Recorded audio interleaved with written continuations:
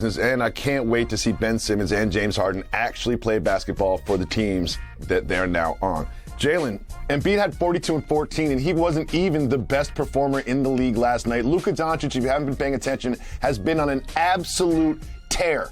49 points, 15 rebounds, 8 assists. He's got 3 45-point games in February, and the Mavs are doing something they haven't done the last few years. They're playing great defense. Are they a contender in the Western Conference?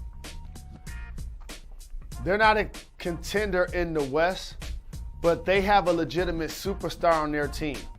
And I want to remind everybody something because I'm consistent with this. Whether this is Paul George at some point deciding he needs to leave Indiana, whether it's Anthony Davis at some point deciding he needs to leave New Orleans, if it's LeBron James and Kevin Durant at some point decide that they need to leave those teams that they were on in order to win a championship. Like I always tell you on and off wax, why are the Mavs winning again? Are we talking about the challenges in their roster? Are we talking about what Porzingis is not? No, we're not, because he got traded. We're talking about the fact that when you have a superstar and he's playing like one, you should be a contending playoff team. And that's what Luka is providing for the Dallas Mavs. Doing it on the post, taking advantage of smaller guys. He's always been a terrific playmaker. He keeps his head up and always looking to pass first. He's grabbing boards, and this is how I know Luka's feeling good about his game, and he dropped a couple of LBs. He hanging on the rim. Take it for somebody that don't have hops, that's been a big guard in the league. You got to lose them LBs to get around somebody, and then you got to use them to get up there and drop it on in there. You see how he got him on his hip, Jacoby navigating through the paint? I love watching Luka play. He's actually become one of my favorite offensive weapons to actually watch on a nightly basis. He really is. He plays at his own pace. He never gets sped up. He always seems to be in control of the game, especially when he has the ball in his hands. Jalen, we talked about availability earlier and Joel Embiid. The Lakers' big man, Anthony Davis, will not be available. The latest on his injury is that he's got a mid-foot sprain. He's going to be out at least 4 weeks. The Lakers are 4 games below 500. They're now 9th in the West. They're missing their second best player. This is bad, Jalen. This is really bad. Luther Vandross once had a song called It's Over Now, You and Me, Babe. It's and over by the way, for the Lakers. This is not dismissing LeBron James' season, and I love how dominant he was against the Jazz recently, bullying them to a victory. But you ain't coming out of that play-in and then beating the Golden State Warriors or the Phoenix Suns in the first round. They're not going to be able to do it. Let me say it. Let me remix it like Jermaine Dupri. They're not going to be able to do it. It's just too much of an uphill climb, and you got to respect the journey. And Anthony Davis is the all-NBA performer when he at his best. And without him in the lineup, they're going to have to struggle to be involved in the play-in. And then all of a sudden, if they get in, trouble. This Lakers team officially will not be a contending team or a champion this year. It's just so hard to see because it's such a freak play when he hurt himself, is spinning around, and he was playing so well when he came back. When you're looking at the Lakers, you say to yourself, oh, when they get AD back, they'll go on a run, they'll end up in a playoff position, it's going to be fine. Then they get AD back. AD plays some of the best basketball we've seen him play since the bubble, and then this happens, and I keep waiting for AD to come back and then to climb the standings. I might be waiting until like next year. Well, Jacoby, here's something I want to point out. If we have to play for Anthony Davis' injury, or if somebody has seen it, here's what I want to point out. He got injured playing the 5, and it was just because Rudy Gobert is just a big man. That's it.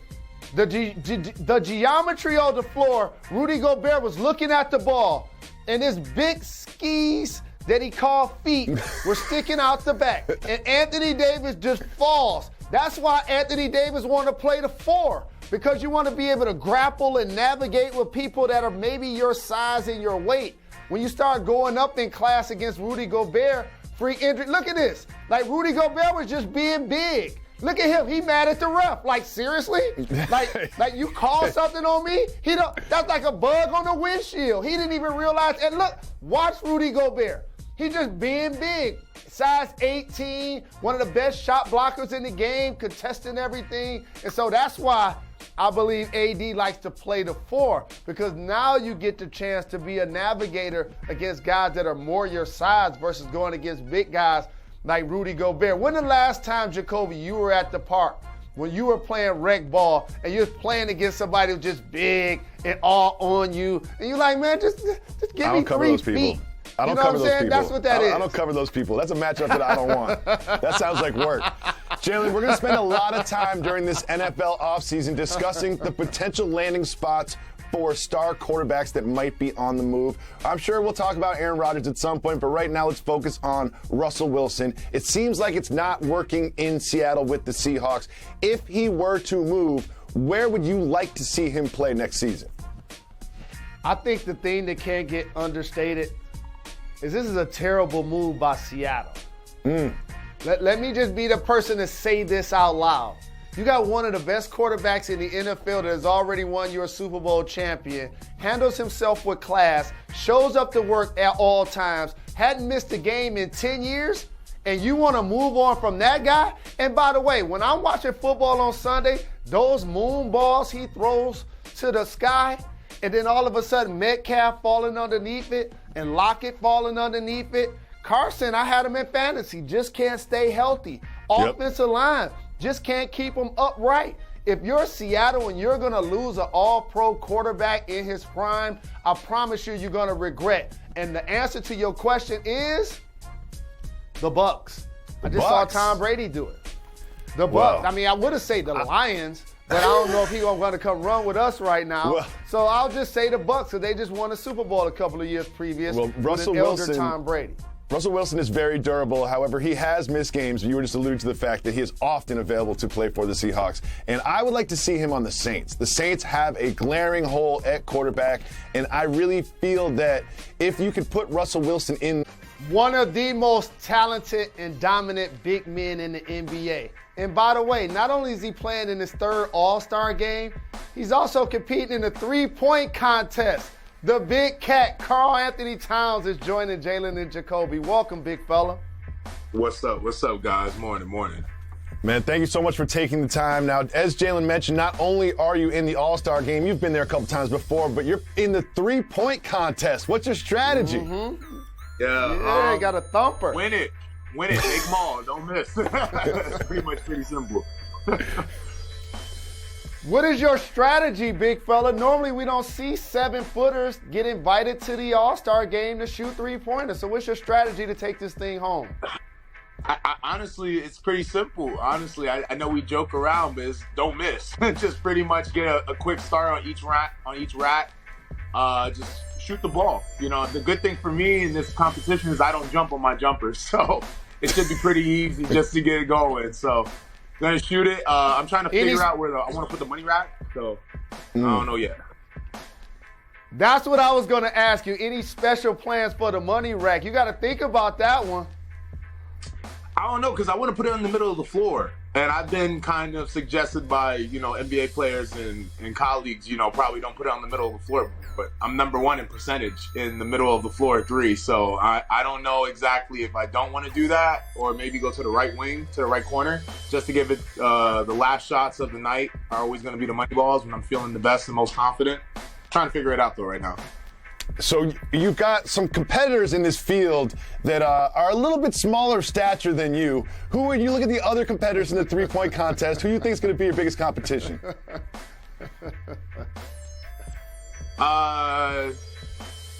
Maybe Trey Young and Zach. I think they could cause some problems if they're getting hot. Yep. But I know if I'm hot, I don't think anyone in the world could beat me. I love that so very much. And this is one of my favorite people and players in the NBA, Jacoby. And the Timberwolves, if you haven't been paying attention to the Western Conference standings, are number 7. So tell the world what's been so special about this team that you felt early in the season can do some big things. That we number 7 and we should be number 5 through 4. That's what really special. We dropped some games that we know we shouldn't have dropped, some losses that we know we shouldn't have had. But we special. I think that this team, just the way we act, the way they look at basketball winning, It's contagious, and it's led us to a good start to the season. Not the start we would like. We know we could do better, but the thing is, we're in a great spot right now. One of your teammates, Anthony Edwards, is one of the most exciting players to watch on the court and also in front of a microphone. What is his personality like off the court when you guys are just hanging out? I mean, yeah, what you see, the ant you see on TV is the ant you get in real life. So he's just he's probably the funniest person on our team. Just the way he acts and everything, his energy is just contagious. Honestly, I think it's no mistake. The fans love him. He's captivating, and he's electrifying when he's on the court. Absolutely. He's an explosive athlete, no doubt. Hey, Big Cat, but I want to ask you about the resurgence of the big man in the NBA. The Joker is the reigning MVP. Embiid currently leads the league in scoring. Giannis is the finals MVP. And I mentioned all of the versatile things that you do in the game. So while everybody talks about it being a guard-driven league, and I always say it's a tall man's game, can you talk about how different it is for a big man to be dominant versus a perimeter player? Yeah, I think it's different, because a big man has to be dominant and doesn't primarily have the ball in his hand, So now big men have always been asked, set the screens, run down the court, block shots, and, if we find you in the flow of the offense, you'll get the ball. And I think that big men now are asked to do more than everything.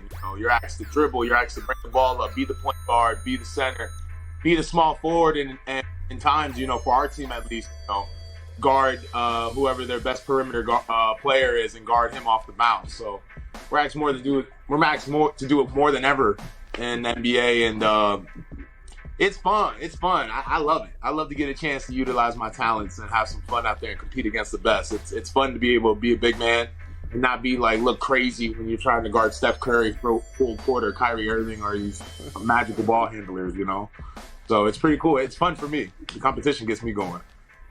Well, we've mentioned how versatile you are. You can go to the rack. You can score with your back to the basket. You can hit the three. You can play make for teammates. Everyone's always working on their game. What are you trying to add to your game to go to the next level? I feel like just to get sharper, get all my tools sharper. When you're trying to make these deep playoff runs, you need to have everything working at such a level that no one could even come close to touching. So just keep working on separating myself in the field. Just keep working on myself, being the best player I could be. So when we get to that playoff run, we lock and loaded, we set, and I know what I could do, and hopefully take the team far. Carl, as I mentioned, right now you guys are in the 7th spot, which will make you a part of the play-in tournament. Adam Silver has also talked about the fact that he may create an in-season play-in tournament. What do you think about the play-in tournament as it is now and the idea that there may be an in-season play-in tournament in the future? It's cool. I think it's cool. It adds a lot of pressure, when you're trying to get that 7th, 8th seed. And before, you were like, I'm locked into the playoffs. Now you're talking about 7th, 8th, 9th, 10th. You're looking at that one-game Super Bowl kind of thing. So I'm not really tripping on it. I just feel, when you got confident in your team, and regardless what happens, I feel that if we get to that spot, I think we're going to win against anybody. So I'm very confident about our team. I'm very confident about what we can bring on a nightly basis. I would like to not be in that position though. I would like to be in that 6th, 4 through 6 range.